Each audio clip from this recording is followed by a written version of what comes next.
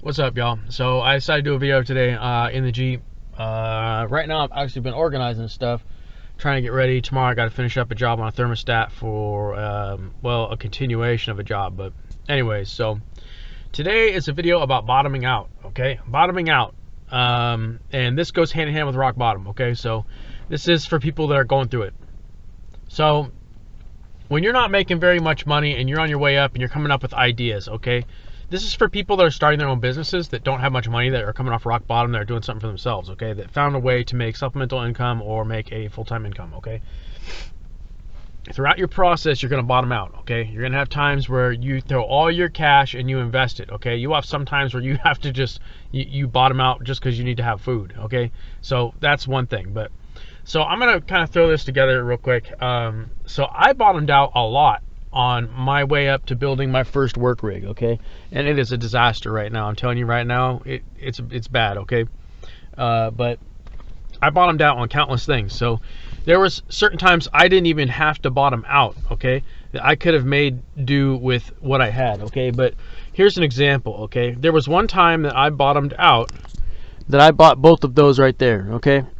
And the reason I did that was because I had a mesh issue, but it was also more convenient for me, okay? So I bottomed out by buying both of those, and that's an example, but it actually was a thing, okay? So I bottomed out by buying more than two of them. I bought a bunch of oil containers. I bought pans. I bought those two. I bought countless funnels. I think I spent like 50 bucks on all of it. And the reason was because a lot of the customers that I had were more prone to having work done on their cars if I did a free oil change. And so I was like, well, you know, I need to have oil disposal taken care of. There were sometimes I didn't have a container on site where I had the containers that I would put them back into, but there's a lot of times where I will do things a little differently, where I'll keep containers like this, okay, and that one's full. That one's got to go to the auto parts store, so they have a free used oil return, okay? And so I had it where I was dumping it into there, but I kept it back in my storage. So I would bring out a container, I'd fill it, and then I'd go drop it off, and in between jobs when I had time or I was grabbing lunch or something, okay? So regardless, I needed those containers, okay? I needed them because my pans, I was only using them, well, actually I was using all of them because I was rebuilding an engine and a transmission, and I had all of them stuffed full of, like, you know, bearings and check balls and this and that gears. So I was using them at the time, okay?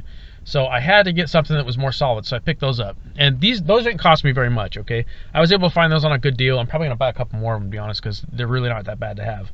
The only thing I don't use them for is, like, differential services, that type of thing. I usually throw gear oil in an actual tray and I just dump it. So, moving on, all right? When you end up bottoming out, okay, it is a voluntary thing sometimes. That decision right there was a voluntary decision. That I bottomed out, but I had a full tank of gas. I mean, I had DoorDash on my phone, so I could go make my money back, okay? And it kind of sucked because there wasn't no work. Nobody was ordering no food, so I was like, wow, here we go, man. Like, or they were tipping really crappy, so I was getting paid just, you know, cents on the dollar and not doing very well, okay? I knew there was going to be a breakthrough where I was going to be in between jobs and I wasn't going to have much money, but I bought those, so I was ready, dude. I mean, I was more preparing for next season in my own mind. So I was preparing for my next season versus right now. And I bought those a while ago. So I mean, right now as in when I bought them, okay? So I bottomed out another time where I had to buy a grinder, all right? And I had to buy a grinder, and it was actually for my girlfriend's car at the time. And it was because I had to do ball joints on her car, and or no, it wasn't ball joints. I think it was wheel hubs, and one of the bolts snapped in it, and I had to, not snapped, or something happened where I had to cut it. I can't remember exactly why I bought it, but it was a while ago. And I had to buy it. It was like 40 bucks, but I bottomed out on it. And it might have been a little more expensive than that, okay? But what you're going to do is, if you have to bottom out and you're investing, just make sure you have some way to make supplemental income on the side, okay? So say you bottomed out, and you have to bottom out to buy landscaping tools to do this one specific job for this dude's property, okay? So you bottom out, but you bought the tools. But what else do you have? Well, you've got about like 6 bags of cans, bro, okay? You can go return them and get money for them. Or you can, you know, offer to mow your neighbor's yard or someone's yard in the neighborhood for 20 bucks, you know, just to make small change. You can run DoorDash, Grubhub, that type of thing on the side and get paid, okay? even if it's enough to keep you afloat until that next big stack that you're going to make, and reinvest it back into your business, okay? And a lot of people are like, well, I want to spend my money. I worked hard on this guy's yard, and I want to spend my money. It's like, to be honest with you, I spent money when I was on rock bottom coming up, okay? But there was a lot of times where I would get paid for an entire job, and I just go spend it on tools. Like, I just chuck it at tools. I knew I had food, I had a place to stay, I was doing my thing, I had gas, I really wasn't worried about it. So I would just fully invest the entire thing, okay? On top of other expenses, people have to pay their phone bills, people have to pay different things. So it's like, you could bottom out on your phone bill, but it's necessary, okay? So there's a madness to it. But if there's extra supplemental income you have that you would normally spend on something that would be luxurious, like if you were going to spend it on clothes or shoes, well, if you need shoes and you got holes in your shoes, it's probably a good idea. But if you're just like, oh, I want that new pair of Jordans, like I got, this much money, and it's like, oh, okay, I could just buy these. It's like, maybe you should reinvest it into your business. I can't tell you how many times, dude, for my brake special, I went and reinvested like half of what I made from the brake job that I had just done, just on brake cleaner, or just on grease, or just on caliper pin grease, or just on that. Like, it was really wild to think about, because I was like, oh, okay, like I can reinvest all this here, and then I'm stacked full of supplies. And there was a point where I was like, I have too much. Like, I invested too much, but it was there where I was thinking about next year. And I was like, oh, that means I don't have to go to run to Walmart, because like Walmart, they sell brake cleaner for like $3 a can. And when I saw that, I was like, homie, it's on. Like, I got this. So I was going there, and I was buying my brake cleaner. I was buying all sorts of stuff, spare oil, yada, yada, yada. So there's times where I reinvested just in fluids. And I was like, man, this sucks. And I bit the bullet because I saw the money come and go. But it was what it was. I had it on me, okay? So in the back of my Jeep right now, I have everything you can imagine right now that I could need for any job. So this service vehicle that I have, it'll rock. It's rocking ready for anything, okay? Pretty much anything. I mean, just aside from picking up a car with a crane and flipping it over. So anything. I mean, I got transmission jacks. I've got, I started out, and I think you might see this in my automotive page, I started out with a really shitty jack, okay? My jack was not very good. It was an old jack that somebody had given me, okay? And it was right when I bought my Pittsburgh 2-ton that I started running, it went out. Like, I mean, like it wouldn't even hold I had to like continuously pump just to get an engine to go up, and I ended up using it one last time, and it was to support an engine while I was doing a timing job. So it was like, okay, like I bought it like right at the right time, but I knew I was gonna have to invest in a jack, and I honestly wanted a better one anyway. So I invested in new jack stands. I invested a whole lot, bro. I invested in a lot of tools, a lot of stuff. I was buying stuff off Amazon. There were some things I bought that really were like stupid, okay? And I'm just saying that now because it's like, I may actually go over this, that there are certain tools that I bought off of Amazon that were completely worthless, okay? And it was some of them were just like, I bought it for a specific reason, and they literally didn't even do the job. I bought these a pair of pliers that's made for disconnecting sensor clips, and I tried that pair of pliers on Japanese, American, and German clips, and I could not remove one of them. Like, it was that bad. Like, I looked at them and I'm like, this is basically a piece of scrap metal. I might as well saw off the ends and use them as tiny little, grabbers. I really didn't. Like, I still have them. But there's a lot of tools that I ordered that I've never even used. Like, my fuel line set, I've only used like 2 of the line tools. The rest of them, like, I haven't used any of them. So I'm like, well, there's certain things that I didn't use, but they were necessary because if I come across something in the future, I have it. So there were certain things that I was like, okay, that weren't necessary to invest in because I still haven't touched them. Like, I have stuff in there that I've only used one time, or stuff that I've only used like here and there. But I know that if I get a call for a ignition switch on a Jeep and I need a security bit size 10, I have it sitting in there. And that was on my own car, but I'm telling you right now, I have it, okay? And besides for my own car. But there is stuff that like I bought for like German, okay? I bought a alternator pulley tool for Volkswagen, and I've used it one time, okay? And it was to change out an alternator pulley, and after that, I think it was like 18 bucks, and I got it online for cheap. It's usually like $50 or $60 when you go to the store, and I got it for dirt cheap. I've used it one time, but it sits in my box, okay?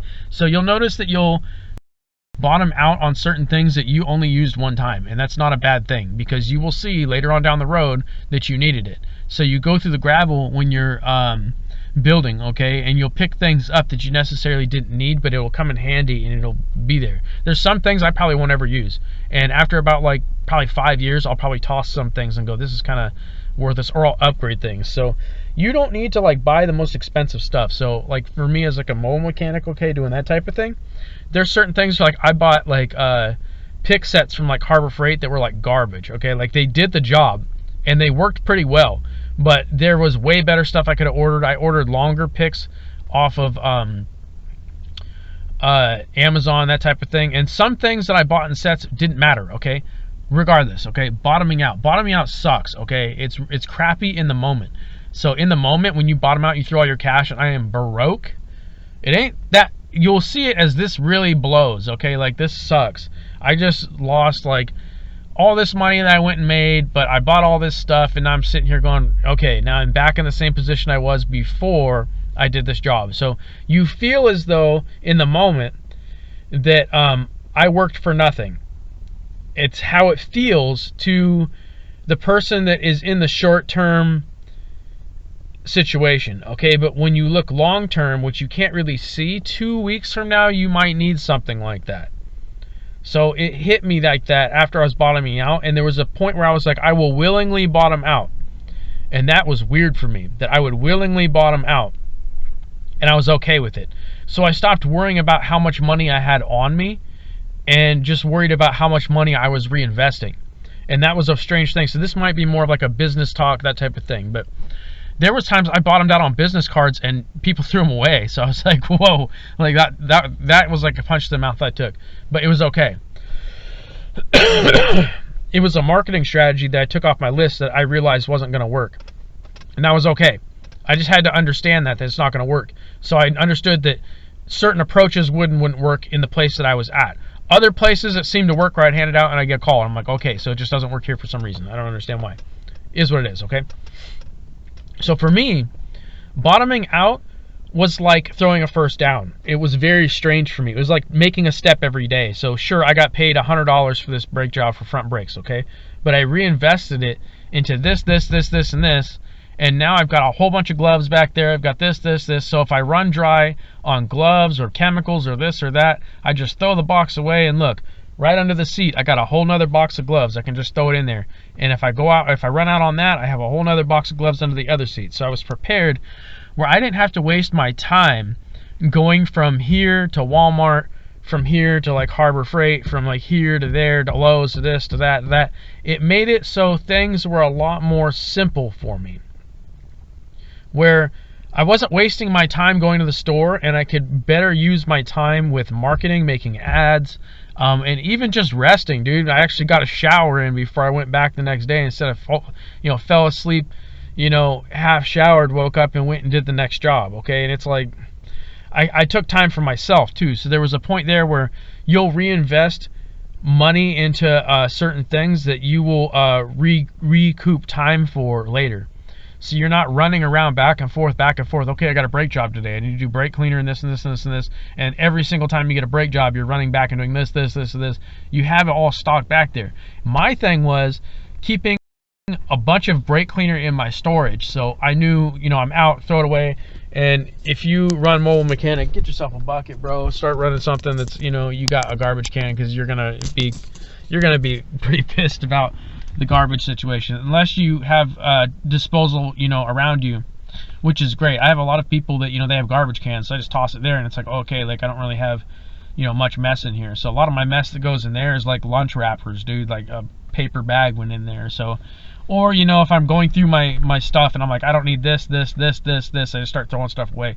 So there's a constant combing of my work vehicle too, which is really weird, because for some reason I'll acquire things, okay? So I know this is weird, bro, but I acquire stuff that I like use later. So I had a lady that had a Volkswagen that her vacuum system and boost system was like, all the lines were leaking.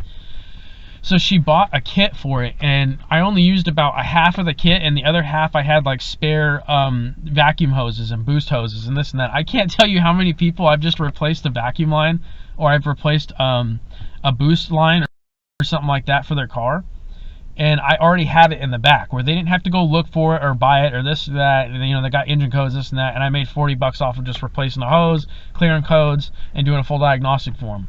So that was really strange for me. Okay, so there's certain things I'll acquire, like certain people will buy certain things that there's leftover hardware for that I'll have in the back. Where I had a dude that he got an alternator, but it didn't have a nut for the power wire, and I got like 5 or 6 of them of like each size sitting in the back right now. It's freaking wild right now, okay? Freaking wild. Where I've got spare stuff, and I'm like, I don't really understand that. But if you're a mobile guy, I've got a whole nother thing for you. You can listen to me, or you can tell me I'm crazy, okay?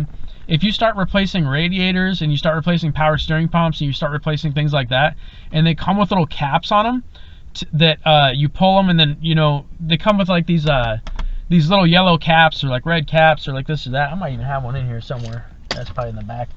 But I keep all of those, bro. I keep all of them. And I had one that came in handy where I stuck it on somebody's broken dipstick, and it fits straight over. And I was like, just let me know when you get a dipstick and I'll replace it. It's not a big deal. Transmission or what it was, but it was something that had an external bung, okay? And I remember pulling the bung right out, and fluid wanted to shoot out, and I stuck a cap for a radiator over it, and I held all the fluid still in the head and this and that, and I didn't have to do any coolant burping, nothing like that. It kept it cool so it wasn't spraying coolant all over the engine bay, and I didn't have to catch anything. Oh, slip the cap right over and we're good to go. So I keep those things, and maybe people would say I'm, you know, well, if you're crazy, bro, like you hanging on all this stuff. Like I got stuff in my rig that, like, if you need like a power steering pump done, I can do it pretty much mess free, which is very strange. Okay, like I can do it pretty much mess free. Like I have certain things that came for radiators that were threaded plugs that I can stick them in the hose lines and the reservoir won't leak at all. So maybe there's a little bit of mess when I pull that off, but it's like I pull it off and stuff this thing in, and maybe like I lost maybe like 3 mLs of fluid, something like that. And so it's not all over your driveway. It's not all over this, all over that. It's like, all right. It's really weird how that works, okay? So I collect little things, and people that are in trade businesses will do that, where they, after doing it for long enough, you know, you're like, I could use that for something. My dad used to do this, okay? My dad used to do this, where he would collect little things, and something would come up with a car repair, and he loved working on cars, that he would have something, and he'd always have a use for this thing. He's like, one day I'll have a use for it, and boom, he had a use for it. And it was like, okay, like, it's weird how that works, okay? So if you run a trade business, something like that, you may need little things that, you know, I'm sure everybody has their little things, but for me, I keep a bunch of these little trinkets. If there's like spare hardware to like exhaust, okay, and I've had this before, where people will have an exhaust system sent to them, like somebody had a manifold sent to them, and there was a bunch of hardware left over because the heat shield had like eight bolts in it, okay? And they're these little tiny bolts. And this is a true story on this one, that I ended up reusing it because I had somebody that had a rusted one and the bolts sheared off, but I was able to extract it from the manifold bracket itself, and I was able to run brand new ones from this dude's Kia. This dude had a Kia, and his exhaust heat shield bolts ended up fitting a Honda. And I was like, what? So I was able to use them, okay? It was wild, okay? So I've got stuff like that. Spare hardware, though, I mean, I'm telling you, like, there's some people that I'll do an alternator. This is why I have so many spare alternator nuts, okay? For the power wires and for the grounds. Is they'll give me the new alternator, and I'll just take the nut and off the old one and slide it in the back. And I'm like, well, you're getting the core money for it anyway, so they send it back, get the core money, and it's like, okay, I've got at least 3 or 4 spare ones, so if something were to happen, and this has happened to me before, where I've lost the nut, and I can't find it. It's happened to me before, and I'm like, I'm not taking that freaking alternator all the way to freaking Ace Hardware to go and buy a $3 to $5 nut, and it's coming out of my paycheck. No way, I got it all in the back. So if I lose a nut, there's spare stuff sitting in there, bro. I got bolt sizes of every freaking pitch and thread sitting back there. Nut sizes too, washers. I collect stuff, bro. It's really weird. And it's like, a lot of people would be like, well, like, you know, you hoarding bolts or what? And it's like, no, like, I hang on to spare stuff. And the most common bolts are the ones that I will save. So there will be certain things that I will save, and I've used them for little things. And I'm telling you, a lot of times they just sit back there. It's like, okay, how often do I really need spare hardware? Not that often, okay? But there'll be some times where I'll come across somebody's car that's been worked on by somebody else, and say they did like a timing belt, okay? And their entire, like, they have missing timing cover bolts, and I've got the same ones back there from a, you know, similar model, but I pulled them from a junkyard. That was weird for me. That there was some times where I've gone to a junkyard and I've gone, okay, what have I seen that's most commonly missing on certain people's cars? And I'm like, I'm gonna take this, because I know they go missing. One of those, and I know y'all are gonna look at me and go, that's weird, okay? The Honda Accord, I think it's the 2.4, the 4-cylinder, okay? It's the early, like the 2000s era, okay? I think this was an 05 that I did it for. Pull the valve covers on them and take the studs for the valve covers that go into the cam caps. There are tons of people that will literally strip them on, or they will strip the threads so they cannot put one on there. Dude, I'm telling you right now, and I'll label them too. 1, 2, 3, 4, I think it is. And I always remember that it goes 1, 2, 3, 4. 1, 2, 3, 4. And I'll do it that way. So when I showed up to this other dude's job, and this was like a nightmare, bro. I didn't even film this job, and I should have. But this dude, somehow he broke a spark plug off in his head. And that was like, I was looking at that and I was like, I don't know if I might have to do the head gasket on this thing. Like, he straight snapped it. Like, I mean, snapped it, okay? And he had ran something in there with it. And I don't know exactly. I think it was a piece of, like a spark plug socket that he ran in there with something over to try and get it to turn. And it like it was bad, dude. It was bad. So I had to use a long drill bit. And I used a really, really, really long Torx bit on a socket, and I tapped it into the hole that I drilled, and I impacted it out. And I was like, that was like the most wild thing I've really ever done, okay? Because I had to drill into the thread portion of that plug, okay? So I had to get a grip in there, and I mean, I had to chip all the porcelain away. I had to chip all the material out of it. Like, it was really, I didn't think I was going to get it out of there. I'm going to be honest with you, I should have filmed this one, and y'all would have been like, you got to be kidding me. Like, this thing, like, I felt bad for the dude because he was kind of looking at me like he was kind of iffy too. Like, I don't know if you're going to get this out of here, but good luck, bro. Like, I trust you. You can do it. And I ended up doing it and getting it out. Everything was good, okay? Everything was good. And I noticed that certain things that I saved helped me. And one of those things was that Torx bit. It came in a set. And that set that I bought it for was for a Volkswagen. It's for to take out an exhaust or an intake manifold out of the 2.0 turbo for the I think it was the Jetta or Passat, probably the Passat, or GTI, that type of thing, the 2.0T.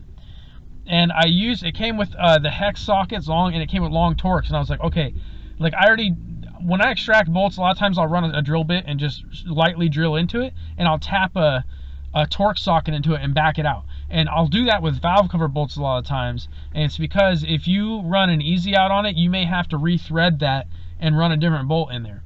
If you use a really tiny drill bit and just, you know, drill in enough where you can get a bite with it, you can generally just impact them out. So that's my technique when it comes to certain valve cover bolts. I pulled one out of an SR20 that I did not think was coming out, and I drilled it probably maybe 3 millimeters, 2 millimeters into it, very small hole, and tapped like a T10 in there, and then impacted it out, and it came right out. And I was like, dude, like, save my bacon, bro. But there were certain tools that I invested in when I bottomed out, which was that I invested in that because Volkswagens are lock and key. There's a lot of Audis and German cars that are lock and key, where you have to have specific tools to get the job done. You have to have a 12-inch, 10-inch, you know, hex socket, you know, an Allen socket to be able to get it out. So I bought the whole set, bottomed out on it. I'll just take the whole thing. Boom. I think it was a T15 or a T20 that was a deep that I used it. I didn't ever think I was going to use any of those. I was like, I'm never going to use these again. I'll never use them again. You never use them again. And then that situation came up where it was a matter of 30 minutes of drilling a hole and then tapping that piece in there and impacting it out, or removing the entire head gasket and timing belt, everything, and having to extract it from the bottom. And I was like, and there was a chance it still probably wouldn't have come out. I mean, there's certain types of nightmares you'll run into in your trade, okay? For me, that was one that I saw where I bottomed out on something 6 months before, and it paid off for me later. And it was time-wise. Would I have made more money if I would have pulled the head? Probably, okay? I would have charged him a lot more. But it was something that it saved him a lot of money, and it saved me a lot of time, because it's like, okay, well, time versus money, yeah, okay, great, but do I really want to sit there and just be like, I have to pull the head, when I could actually try something and get it out? Like, I'm not that type of dude, okay? If I can try something, I'm going to do it. I'm not just going to be like, I'm pulling your head to pull it out. We're not doing that, okay? I was able to do it. I mean, he had a lot wrong with this thing where I replaced a couple things. So I replaced like a PCV valve, I replaced a knock sensor, I replaced, I think, a thermostat, and I replaced the valve cover studs. I already had them on me, so I had a set on me, and I only had 3 of them, and I needed the 4th one, and so I had to go and get one. And while I was there, I pulled the other ones, and I was like, oh, screw it, you know, I'll just pay for them. They charge you $5 for it. They really didn't charge me anything for it up there, okay? So I was like, all right, that ain't such a bad deal. So I paid $5 for something that'll pay off for me later, and I can charge them for that. I didn't charge them anything for this one because I was already going to get those. I was already making enough on the job. The dude paid me well, okay? And that was one reason why I was like, I'm going to get that out too, because it's like I'm making quite a bit of cash on this job. It really wasn't that bad. But it was a shot in the dark extracting that spark plug, but I got it out, okay? Very strange, but it worked out in my favor like that, okay? So there's certain things that I've taken from junkyards and gone and paid for them, which are like bolt sets. And a lot of times I'll walk up there with like hardware, and they're like, dude, really, just take it and go. You're not buying any hard parts. We don't really care about bolts. We don't care about clips, that type of thing. Just get out of here, bro. Or, you know, next time, see whatever. Cool, yeah. They don't really care. A lot of people charge you for them, and that's not a big deal. That's the difference between pick and pull and pick apart. In my area is some people charge you for bolts, some people don't, and I don't really care. It's cheaper than me going to Ace Hardware, because it's like they charge you like a quarter, or like 10 cents, or like this or that, and you're like, oh, okay. Like, most of the time they just tell you to go. Like, they don't really care. They're like, you're here for a bolt, dude. Like, obviously you're not walking out with an alternator in your shirt, and you're not lying to me, so here you go. So I don't stuff shit. I don't stuff shit in my pockets generally, okay? That's something I don't do. I'll just go up there, here, I need this bolt, here, just take it, whatever, you know. And I buy stuff from them enough for customers that they don't really care. So other things that I have done in Mobile Mechanic is I went and bought a fender clip, a push pin clip set off of Amazon. I might even stick it in the description. I bought one of those. I bottomed out on that, and I didn't even I used it for somebody's undercarriage because I tore apart their Honda, and all the clips like completely busted out of them. And I was like, dude, I used a trim tool. I mean, I was careful with it, and it still just, they broke. They were so brittle. It was a mid 90s Honda that it happened to. And so, I mean, old clips. So replace clips on them, this and that. But I also had it because I worked on a Chevy Equinox, and I had to pull up a bunch of stuff on it, and I had replacement clips for ones that were missing in there, and I just charged him 50 cents per clip, and he didn't mind.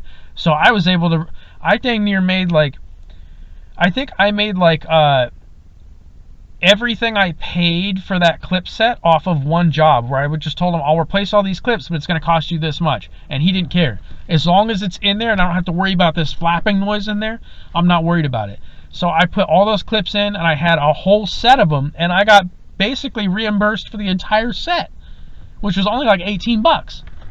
Not a big deal. 20 bucks, I'll replace your clips. Cool, just do it. I don't want any problems with it. And, you know, I went through the whole thing. Oh, you got a clip missing under there. Boom, boom, boom. And I probably used maybe like a quarter to maybe a third of the set. But it was all specific for a Chevy. And so I was like, well, that's fine with me, because all these other clips go to other different cars, and I'm probably going to need them. So, not really a big deal for me. And a lot of people are like, well, I'll just go to the junkyard and pull clips. And it's like, well, whatever, okay. But for me, it's a lot more cost efficient for me to have a clip set in here and push pins and all this. And I bottomed out on things that have helped me and are still with me. So a set for cotter pins. I have cotter pin sets. I went and threw the money at it. 10 bucks, cotter pin set, Harbor Freight. And I have used it countlessly for people that I have pulled CV axles, or I've pulled ball joints, or I had to pull things out of knuckles, or I've had to pull tie rods. And the freaking cotter pin is so, like, it's so worn that or I had to cut the thing to get it out. I got one in the rig, just whoop, whoop, whoop, and I still got 90% of the set. So I don't have to sit there and go, I don't have a cotter pin. Like, I have to go all the way to Harbor Freight to get one, or I have to go there. I got to go to Ace Hardware and look for a cotter pin, this and that, and oh, I need the nut with it, and this, trying to... I'm not doing that, okay? I've got the set in the back. So for me, it's like, it really wasn't bad for me to just have that cotter pin back there where it's like, okay, I pull up this entire suspension component. Every single one of these pins is screwed up, but I have to pull an axle, so I have to pull 3 or 4 of them, and I have to cut them out because they're rusted in there, okay? I already got that. Little bit of grease on them, shove them in, and, you know, pull them and cut them, and we're good to go. Trim them to size, and we're good to go. So I've had those type of things on me that have helped. Another one of them, and this is geared towards like mobile mechanics and people that do handyman work. I also bought copper washer sets, and that was because I had certain people that were like, my power steering is leaking like a sieve, bro. And it came down to it where they didn't need a new line, they didn't need a new pump. It was leaking because the washer was worn out in there, and the pump has like so many miles on it, and all I had to do was remove the line, switch the washer out. I charged you $5 for a washer, $40 for a call out, $5 paid for the kit anyway, so each washer paid for a kit. Like, that's how it was for me, okay? And there's a lot of people, don't get me wrong, that if I make my money off of the washer kit, that I'll just throw it in for free. So I'll do it a certain way where, okay, for extra, like $250, I'll replace this washer for you and you're good to go, just $40 call out, and, you know, then I'll replace this washer and you're not leaking anymore. Good to go. There you go. Here's $42.50. And then the next job that comes around, I remember I charged for half of the kit because the kit cost $5.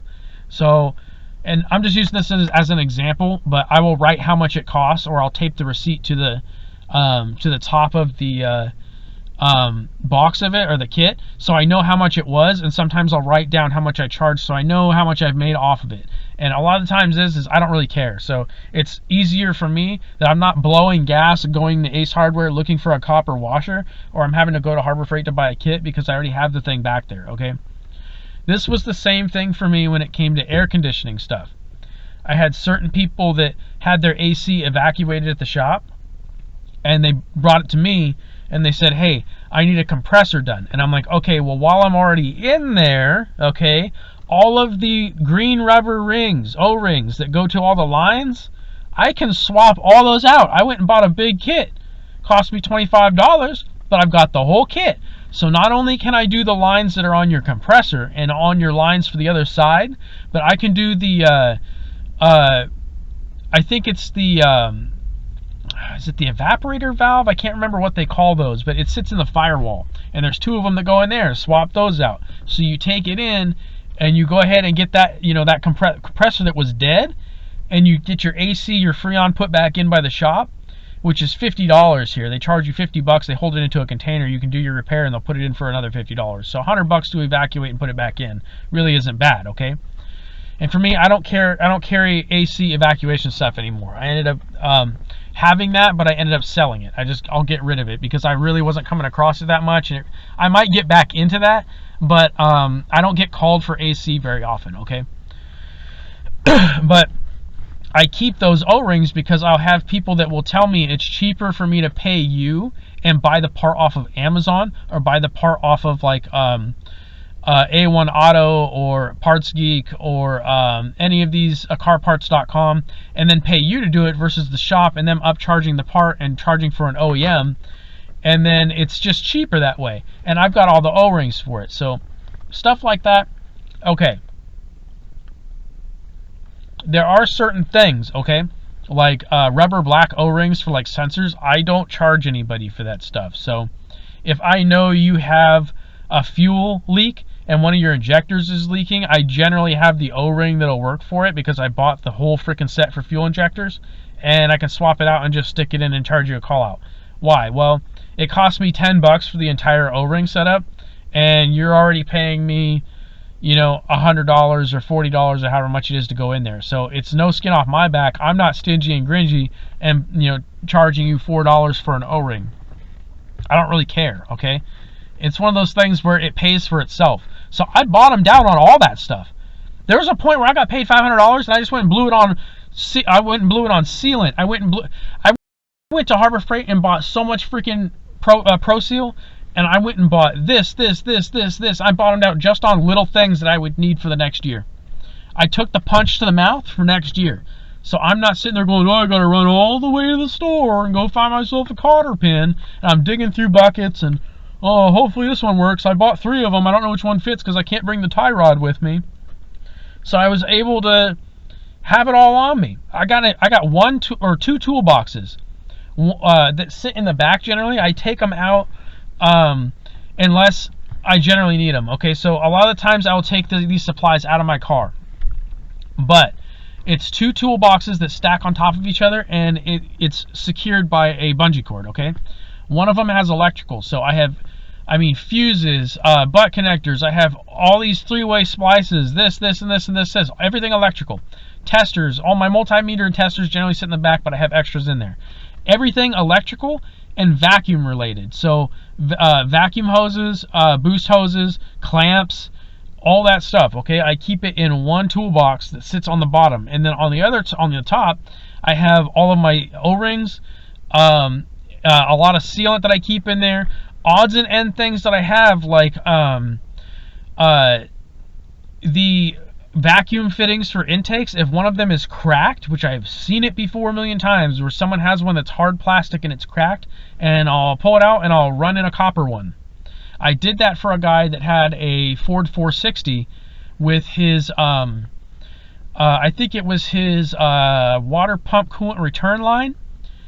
Was just like, it was mashed in there, but it was cracked and it was not good. So I ended up having the fittings there because I went and bought all these copper vacuum fittings and coolant fittings and just threw them in there. So I have 2 full boxes of stuff that I'll keep with me. And generally the problem is that my Jeep isn't that big. So if I had an actual van, that would be different, where I just stick them in there and they'd always stay in there. For here, I'll take them out sometimes. And a lot of that is depending on what I'm doing. So sometimes I'll have transmission jacks back here, and transmission jacks, I'll either take them with me or I won't. And I'll bring transmission jacks with me if I'm doing a fuel pump. All right. So if I'm doing a fuel pump, or I'm doing a transmission or a clutch job, or even swapping out just a torque converter, I'll bring my transmission jacks with me. Okay. But if I have my transmission jacks back there, okay, if I have them back there, it's a tight squeeze putting those 2 toolboxes right behind my seat where I sit. It's a tight squeeze. Sometimes I don't like putting too much weight in here, and so a lot of people be like, dude, it's a Jeep, like you can throw it down with a bunch of weight and just go. I don't want to weigh down the freaking differentials where I'm burning through fluid and just running along. So there's a lot of times that I have a weight factor that I take into account here. Okay. Alright, so I'm back to it right now. I just ran myself a DoorDash, by the way. So I ain't paying for no gas out here. I'm tired of that shit, okay? For me personally, it's like, I'll run DoorDash and I'm still doing my businesses. I still run DoorDash, dude. Like, I still run it. 20 bucks off of what? I gotta go to Safeway real quick? Don't bother me. What else am I doing right now? So honestly, like, it was enough for me where I was like, okay, I'm opening different parts of income here so I can make it happen. So it really ain't no big thing for me. So here we go. I'm running another one, another $8, bro.